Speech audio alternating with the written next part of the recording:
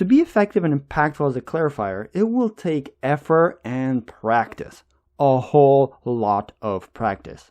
Just like it takes time to become a great farmer, you'll need to develop the skills necessary to be great at farming. As a clarifier, you too are a farmer. And instead of food, you plant and water ideas and thought processes.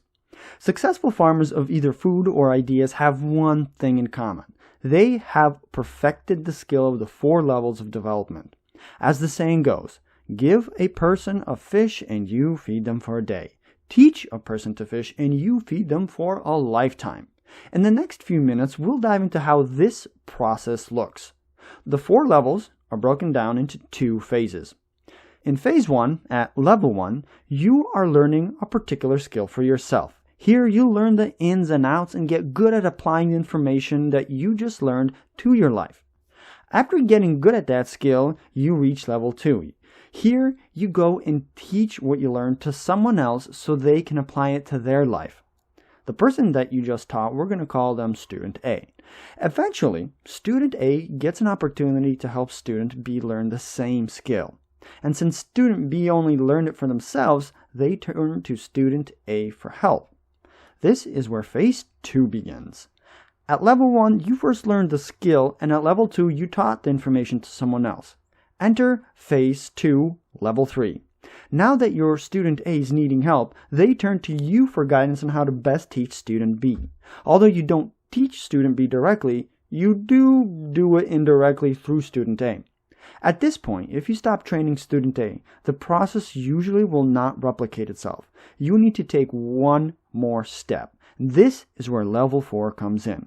After you learned the info you taught Student A, then Student A passed the knowledge to Student B. The last piece of the puzzle is you teaching Student A how to teach Student B to teach Student C.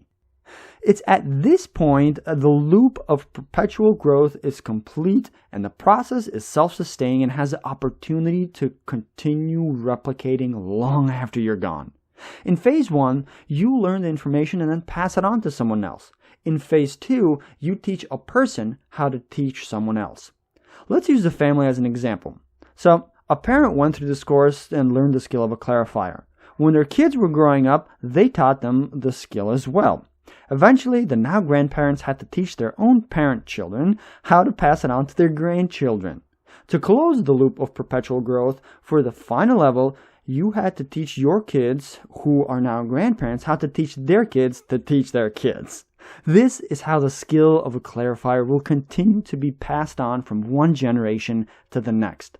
When we're willing to let time develop the seeds of progress in people instead of pushing for instant change, we can expect within a short period of a few months to maybe even a year or so, the people we're helping will end up in a much better place than they would have without going through this process of true long-term growth.